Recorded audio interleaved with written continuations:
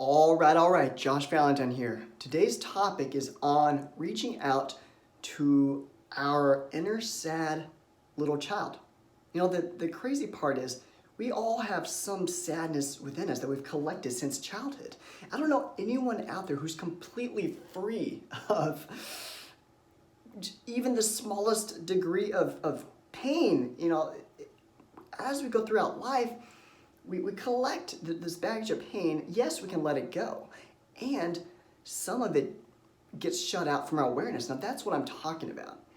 When we're not aware that there's pain within us, then that means there's this little inner child who is sad and begging, needing, hoping, wishing, longing for our love, our attention, our focus. It wants us to reach out to it so that we can help it relax, help it feel safe and comfortable so that it can feel loved.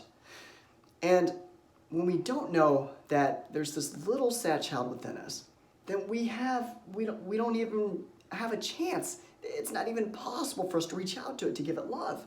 So how do we search within to know if we have some baggage of pain that's being ignored and perhaps been ignored since childhood? You know, maybe as a little child, we felt abandoned perhaps by our parents. Whatever it is, whatever your circumstances are, there could have been events that led you and I to respond by feeling sad. And so it gets buried beneath it because our tendency is to ignore it, stuff it down. We don't want to feel that. Who wants to feel sadness? Ugh, it's uncomfortable. And so we can repress it out of our awareness.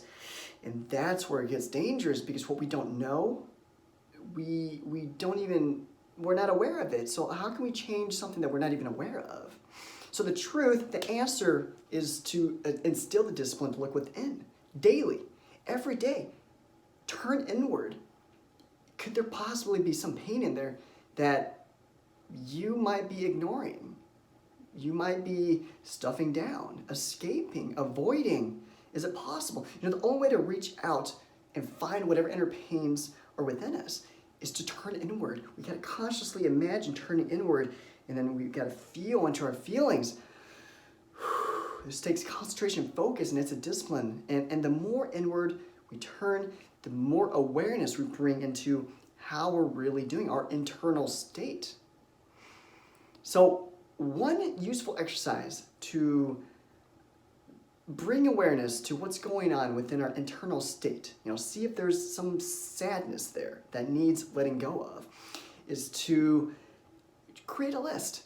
You know, right now in this very moment, you can start to tune in to your feelings, tune into whatever possible pain can be there, and start to voice it out. You know, some examples could be, you know, I feel attached to getting more attention from so-and-so.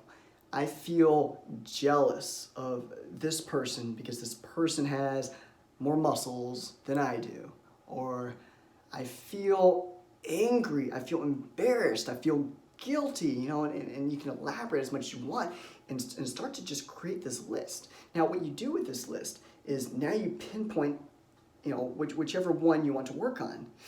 And you really just focus on it. So maybe it's this, I feel guilty, man, you know, when I got attached to this person and I started to talk to this person too much, and I think I overloaded, you know, her or whatever. Maybe I stressed her out, and whatever it is.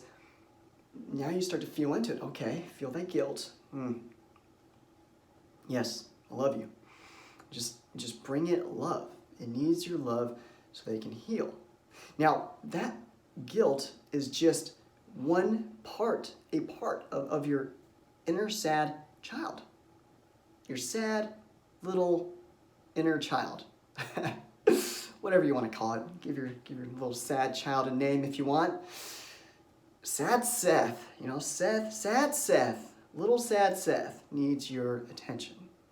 Or little sad Sarah if you're a female and you know you want a female name. And then you just keep moving down that list. Now what you do is you keep this list in your phone, wherever, you know, you can password protect it or whatever. And over time, you want to review it to assess, okay, have I fully let go of each of those parts of my inner sad child? Where am I? And also, keep tuning inward every day. You want to make this a discipline. How am I really doing internally? That's the only way to bring awareness to what's going on. Because if we don't instill this discipline, if we're not doing this, then we continue life with pain within us that's not giving the attention it needs to heal. And if it's not healing, it's getting worse, because this energy is still, it's aching. It's energy within that's aching. And that energy is a muscle, and it will build and get stronger over time, and then it consumes us, and then, it's possible that we hit a point of no return. Now, of course, we can always make a return, but we don't want to make it to the end of our lives and then realize, I should have did this years ago. I should have just tuned inward, faced my feelings, and healed myself sooner. So it's best to just make this a lifestyle. Now commit to making this a lifestyle. Now the next exercise to do is just cry. You know, it's been a long time since I've actually cried, but then I tried it, a week ago, or 2 weeks ago, 10 days ago-ish, a week and a half. All time blurs these days. And it was interesting because it was like, I did feel sad, I had some stuff going on, but I didn't really feel like I needed to cry, and I didn't feel that sad. I haven't cried for years. I don't even know the last time I cried, honestly. I think it was probably the passing of my father was the last time I cried, and that was 14 years ago. But I just deliberately decided, you know what, I'm gonna try out crying. So I got on my floor. I was straight on crying. I was surprised that I was able to do it. It took me a while, because at first I was like, come on, cry. Nothing was happening. But then after a couple minutes, I kept trying, and then I eventually started to cry. I'm talking about full-on tears, and I started to voice all whatever inner pains I was feeling. I just voiced it, and I was crying. I'm angry at this. I feel guilty because of this, and I'm so upset that I got so attached to this. I'm so embarrassed. I can't believe I did that. I was crying, snot coming out of my nose. I actually had to go grab a bunch of tissues and kind of interrupt my crying just so I could clean myself up. This snot was coming out. It was crazy. The carpet was all teary. It was wet from my tears. And I just did that for 30 minutes. It felt good. Honestly, it just physically felt good to cry. It just the tears coming out just physically felt good. It felt like a release. And what I noticed was that when I cried and I was voicing out what I was sad about, I was giving those parts of me attention. I was letting it be heard. And as I was listening to it, as I was voicing it, I was giving it love, focus, and attention. I was able to imagine or bring forth love toward it, loving energy toward it. Not only was I expressing it, I was meditating. I was feeling it. I was feeling its discomfort, embracing it with love. I was turning inward toward it and just giving it a sense of, I've got you. I'm here for you. I'm not going anywhere. I love you. I know, it's rough. It's scary. It hurts. I've got you. I'm just giving it love. And I noticed that I started to feel better. It was being let go. That inner sad child was healing. And so now I have this practice of, I'm going to intentionally cry. Once a week might be a bit too much, but I'm gonna try it. But maybe once every 2 weeks. Once every 2 weeks, perhaps. So I invite you to do that as well. Try it out.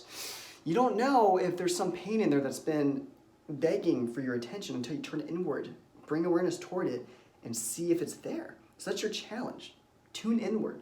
Is there pain there that you've been avoiding for years? Could it use your attention? And then once you give it attention, how could it change the trajectory of your life forever? Because now you might just find that you're so much more free to focus on bigger, better, more productive, more impactful, more purposeful things in your life, more passionate things. You just might feel like you're more fully alive and living more fully in life. So there's that. And if you haven't downloaded my free ebook, 5 Steps to Break the Anxiety Barrier, click the link below, get it now. And until we speak again, you were born to be real, not to be perfect. So go out there and be who you are. I'll talk to you soon.